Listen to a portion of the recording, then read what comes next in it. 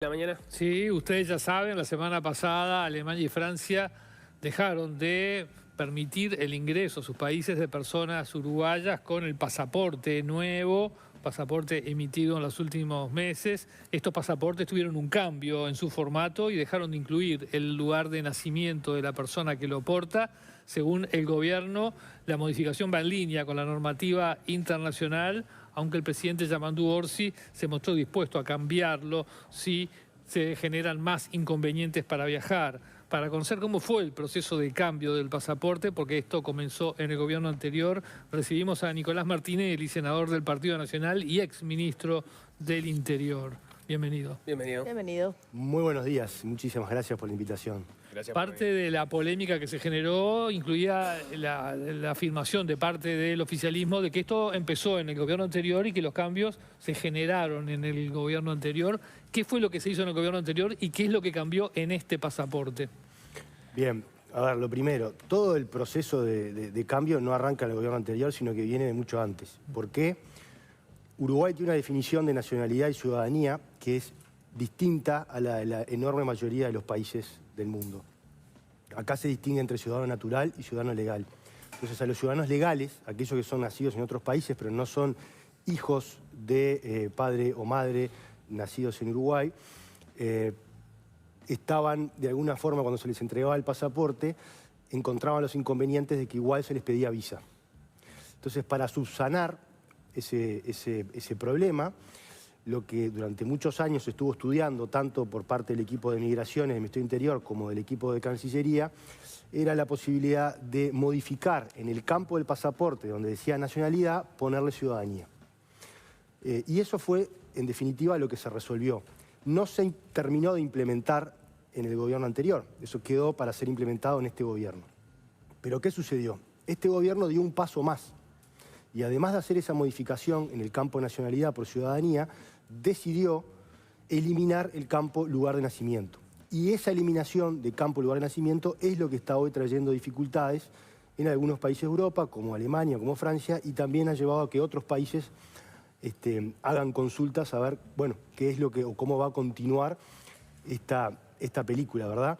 Pero en definitiva creo que es algo que está trayendo inconvenientes, que el gobierno va a tener que solucionarlo, ya sea por la vía diplomática o dando un paso para atrás y volviendo a imprimir y reimprimir los pasaportes con el campo lugar de nacimiento. Tengo una duda y es que había algunas versiones que decían que el lugar de nacimiento sí estaba en los nuevos pasaportes, pero algunas hojas más atrás. Eso no es así. Pero perdón, ¿algunas? Algunas hojas más adelante. Viste que el pasaporte tiene la hoja principal, Sí, donde está la la hoja foto, todos los principal. datos.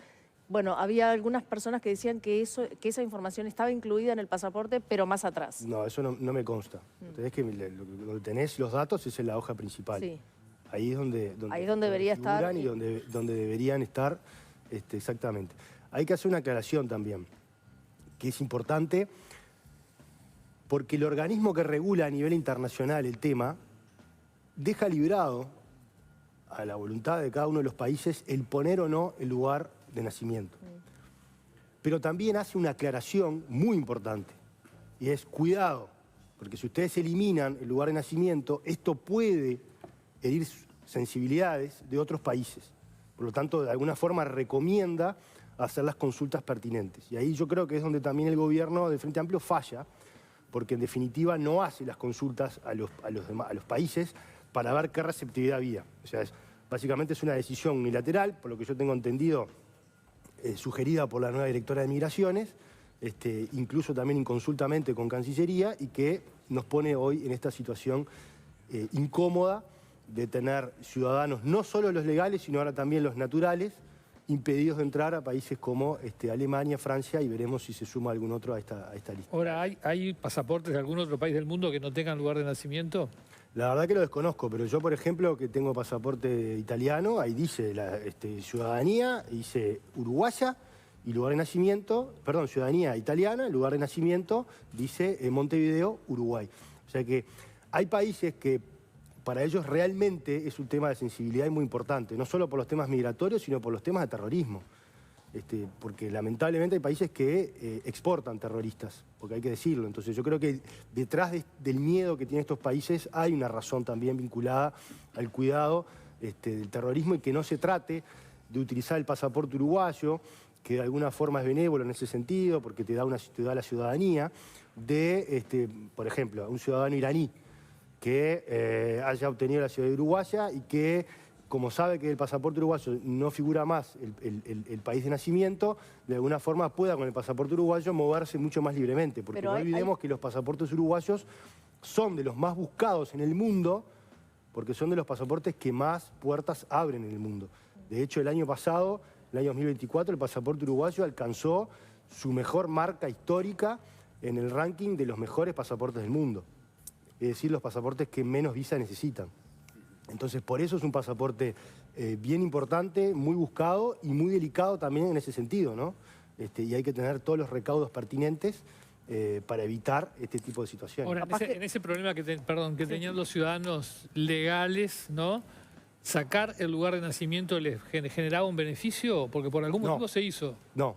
Tiene que haber una razón. La solución para el problema que se le estaba dando a los ciudadanos legales alcanzaba únicamente y puramente con el cambio de nacionalidad por nacionalidad ciudadanía. Con eso estaba más. Nosotros habíamos tenido reuniones con ellos en algunas instancias en el periodo anterior. Todos los técnicos que están vinculados hace mucho tiempo y trabajando en el tema, tanto de Cancillería como del Ministerio Interior, Migraciones, coincidían en que era suficiente con ese cambio. De hecho, por eso yo reitero, el organismo internacional, el eliminar el campo eliminar el campo lugar de nacimiento, lo deja liberado a cada país, es voluntario. Entonces, no afectaba la resolución del problema. Creo que el gobierno en ese sentido da un paso más, que veremos si fue un paso en falso o equivocado, de acuerdo a cómo prospere ahora la diplomacia en ese sentido, o si el gobierno tiene que dar un paso para atrás, pero que no era necesario para subsanar el problema de los ciudadanos legales. Permíteme hacer, capaz que es una tontería la pregunta y te pido disculpas de antemano, pero ¿hay países que no dejen entrar personas nacidas en otro país? No es que no dejen entrar, quieren saber dónde nació la persona. Ahí está. O sea, si a Alemania vos le ponés que la persona tiene ciudadanía uruguaya, pero nació en Venezuela, perfecto, deja de entrar, pero él quiere saber dónde nació la persona. Eso es simplemente a modo informativo, no a tener modo... toda la información. Quizás ellos después tengan algún tipo de normativa interna que yo desconozco, porque no conozco la normativa de esos países de la Unión Europea, que tenga que cumplir algún tipo de requisito extra, no lo sé. Pero en definitiva, no es que no te dejen entrar. No, se me generó la duda, porque nunca lo había pensado en realidad. No. De hecho, la consulta como venía del gobierno anterior, incluso los estudios estos también venían del gobierno de Tabaré Vázquez, del último gobierno de Tabaré Vázquez, sí se habían hecho consultas al respecto de cuál era el impacto de modificar el campo nacionalidad por ciudadanía. Y ahí todos los países estaban de acuerdo en que eso no generaba ningún inconveniente. Además, era lo que se necesitaba para subsanar el problema. ¿Por qué? Por esto que yo decía al principio, de que las definiciones del resto de los países en cuanto a ciudadanía natural y legal, para ellos es lo mismo, no existe esa distinción. Nosotros somos los que constitucionalmente distinguimos entre ciudadanos legales y ciudadanos naturales. Por eso nos habíamos autogenerado ese problema de alguna forma.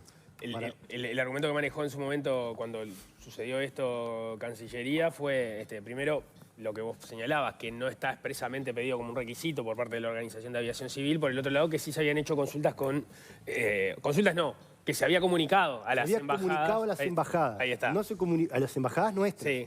No se les comunicó a los países ni a los embajadores de los países. Para vos la falla estuvo ahí. Y bueno, yo creo que sí, porque además, fíjate vos que el simple cambio del campo, nacionalidad por ciudadanía, se viene estudiando hace muchísimos años. Y en cuestión de 4 meses solamente se decidió el cambio de sacar el lugar de nacimiento. Y parece que fue una decisión bastante apresurada, que se debió haber pensado mucho más y que se debió al gobierno haber tomado los tiempos necesarios para hacer no solo el envío de la comunicación a los embajadores, también para esperar las respuestas o enviar a las embajadas de los diferentes países a ver cómo se iban a tomar esa medida y así tener los insumos necesarios para después sí tomar una decisión. Lo otro que dijiste, que yo no lo tenía presente, es que esto en definitiva lo termina tomando como decisión Migraciones sin consulta a Cancillería. De la información que yo tengo, sería una propuesta que puso arriba de la mesa la directora actual de Migraciones, entiendo yo, de forma inconsulta, incluso con algunos técnicos o académicos en la materia que de alguna forma pusieron la observación arriba de la mesa de que había que tener cuidado si se daba ese paso.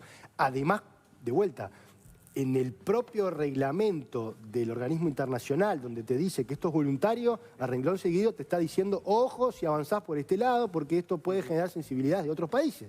Bien. O sea que tampoco tomaron en cuenta ese pequeño detalle, pero importante, de si avanzás, consultá. Bien, cambiamos de asunto. En líneas generales, ¿cómo evaluás el inicio de la gestión de Carlos Negro? Al principio, cuando estaban en la transición, se habían visto varias señales, digamos, de consenso, jerarcas que continuaban, algunas líneas que se estaban continuando y profundizando, pero que se habían comenzado en tu gestión y varias señales de acuerdo. Eso parece haber cambiado en las últimas semanas, en los últimos meses, porque se te ha visto activo y activamente crítico de parte de algunas de las decisiones que va tomando el Ministerio del Interior. Sí, crítico porque creo que el ministro ha tomado decisiones equivocadas y ha tenido salidas muy desacertadas. Yo vengo diciendo, veo luces y sombras. Veo luces, por ejemplo, en la voluntad política de convocar a un nuevo diálogo o acuerdo multipartidario, me parece bien, en 3 oportunidades que estuvo el ministro del Parlamento.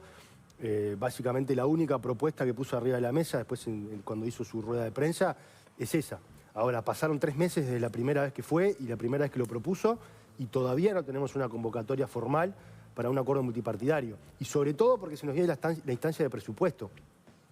Y probablemente en ese acuerdo multipartidario surjan muchas propuestas que necesiten presupuesto, necesiten dinero. Entonces, ¿qué mejor instancia de hacerlo ahora para entonces después, con el consenso de lo que surja en ese acuerdo, poder ir al Parlamento y ya sabés que vas a tener el respaldo de todos los partidos políticos para levantar la mano y obtener el dinero que se precisa? Entonces creo que si el diálogo no se da ahora, después obviamente es mucho más cuesta arriba obtener los fondos necesarios. Después también he visto cosas interesantes, por ejemplo, de la directora del INR, que en oportunidad de acudir a la Comisión de Población Carcelaria la semana pasada en el Parlamento, la semana pasada la otra en el Parlamento, habló también de muchos programas que se habían empezado a implementar en el periodo anterior, nuestro periodo, y que los van a continuar. Entre ellos el libro blanco, que es como una hoja de ruta hacia dónde hay que ir, pero también habló del programa de inclusión asistida, ese que se le da una tarjeta con dinero y una tarjeta con boletos a la persona que sale en libertad para que no salga con una mano atrás y otra adelante, que es un programa además que está obteniendo buenos resultados en lo que tiene que ver con lograr bajar la reincidencia, que es un fenómeno bastante complicado y que tenemos que apuntar de lleno. Y creo que en ese sentido es bastante alentador que el sistema político haya encontrado, haya entendido que necesitamos una madurez política importante para tener luces largas y generar políticas de Estado que perduren y que no nos estemos reseteando cada 5 años. Entonces, creo que esas son las luces que estoy viendo que me entusiasman en ese sentido. Y después, obviamente, que hay sombras, ¿no? Los robos Piranha, que no he visto que se resuelvan, estos atentados a funcionarios policiales que preocupan.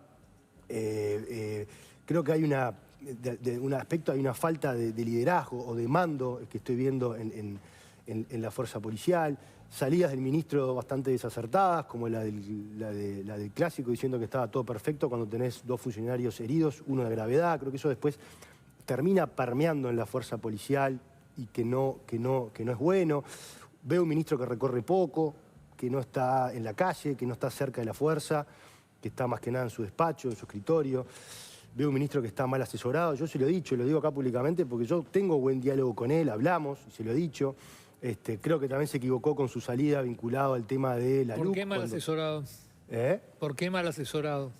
Porque parte de su salida, ¿Qué es lo que le ha dicho? algunas de las decisiones que toma, creo que tienen que ver con recomendaciones que se los debe estar diciendo la gente que tiene al lado, que me parece que lo están llevando por el camino equivocado. Y además cuando vos lo llamás o le escribís y hablás con él y tratás de hacerle ver o notar que de repente políticamente algún paso que él está dando es equivocado, lo veo como encerrado en en su mundo y no dejando o no aceptando otras opiniones que no sean las de su círculo más cercano. En el caso del La salida de la clásico, LUC es un ejemplo. Salió a culpar a la LUC del incendio del Concar, cuando en definitiva ese tipo de situaciones se vienen sucediendo hace 15 o 20 años y el problema de la sobrepoblación carcelaria no es por culpa de la LUC, porque ya en el 2015 el Frente Amplio había decretado una emergencia carcelaria por hacinamiento y en el 2005 había decretado eso y en el 2006 votó una ley para descomprimir, de una organización de cárceles, para descomprimir las cárceles porque entendía que estaban hacinadas. Entonces yo lo llamé, le dije, me parece que te estás equivocando, además estás convocando a un diálogo multipartidario y le estás responsabilizando a la oposición a la que estás convocando al diálogo de la LUC y del problema de hacinamiento carcelario. Creo que es un error. Bueno, se lo dije, como también le dije que era un error lo de las motos, aquella propuesta que tenían para cortar con los robos Piranha, que querían que solamente las motos las manejara una persona y no de a dos. Dije, me parece que eso es una medida antipopular, no soluciona el problema, te va a traer más problemas. Bueno, después, con el correr de los días y con el embate mediático... Se ha tomado en otros países. Se dio marcha y no funcionó. Y no funcionó. Se tomó en otros países y no funcionó. Creo que en de hecho, Colombia hay estudios sí, ¿o no? académicos en ese sentido de que eso no funciona. en el caso del clásico, ¿le dijiste lo que pensabas? ¿Te comunicaste con él después de sus declaraciones? Me comuniqué con él también. A ver, por eso yo te digo, y que lo he dicho desde el día 1, yo con el ministro Negro tengo una relación desde mucho antes, una buena relación, de buen intercambio, y la sigo teniendo hasta el día de hoy. Entonces, prácticamente en cada una de las instancias en las que yo salgo, trato antes de hablar con él, de comunicarme, y bueno, a veces no obtengo el resultado favorable o deseable, obviamente que tiene todo su derecho a tener su postura, pero creo que se vienen dando una seguidilla de errores comunicacionales del ministro que, bueno, obviamente que lo pone en una situación hoy en día bastante incómoda en ese sentido. ¿Y en ese caso él admitió el error o siguió firme en su postura de que el operativo había estado a la perfección cuando habló contigo? No, bueno, yo no lo escuché hasta ahora salir a admitir el error, ¿no? De hecho, tuvo que salir el propio presidente Orsi a decir que no se puede hablar de un operativo perfecto cuando había 2 policías lastimados. Creo que es una obviedad. Y sobre todo porque además te pone al nivel de Bonomi, que decía el peor ministro de Interior de los últimos años, cuando aquel famoso clásico de la garrafa, que hasta el día de hoy lo tenemos en la retina de todos, bueno, Bonomi salió a decir exactamente lo mismo que dijo Negro ahora, que había sido un operativo perfecto. O sea que creo que son yerros importantes que está teniendo el ministro y que, repito, parece que lo ponen en una situación incómoda y que de alguna forma no se deja ayudar. Ayer o anteayer salía también el propio sindicato de la policía y de la Guardia Republicana, básicamente en esta misma línea, como que el ministro no se está dejando ayudar, que está mal asesorado, que no los escucha. Lo veo muy encerrado en su equipo técnico y lo veo muy distanciado de la policía, algo que también pasó en la época de Bonomi.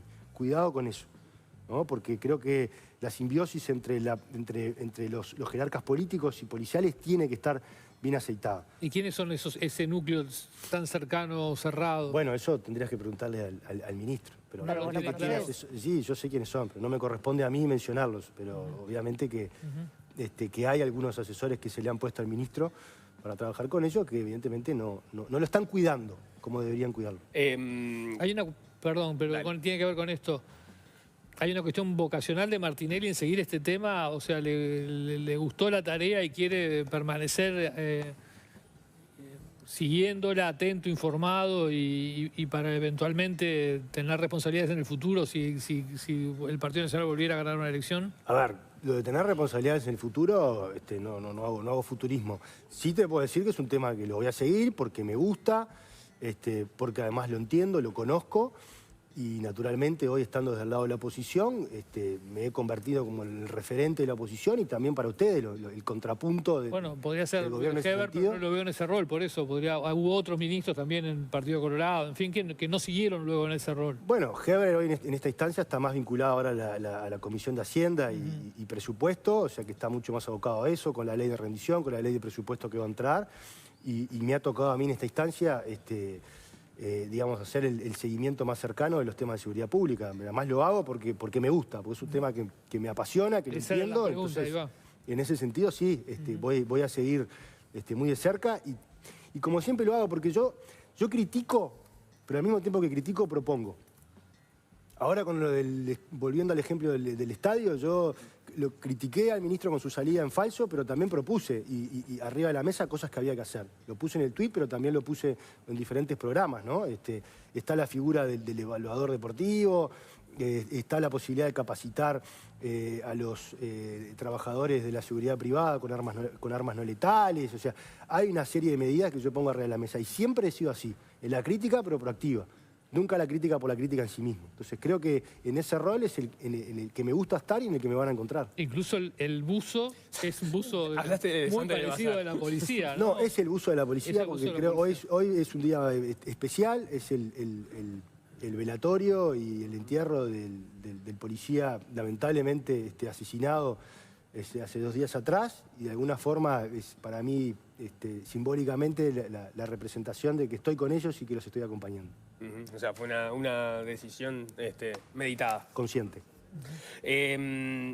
Hablabas de que el ministro Negro había manejado en varias oportunidades la posibilidad de este diálogo multipartidario que no ha propuesto en términos concretos. Tengo entendido, porque lo decía en una entrevista a Diego Sanjurjo hace algunos días, están trabajando en una especie de informe diagnóstico que esperan que sea como punto de partida de esa discusión, pero más allá de eso, ustedes sí están dispuestos a participar. Eso lo mantienen, más allá de, por ejemplo, las señales políticas que se vieron ayer en relación al diálogo con la seguridad social.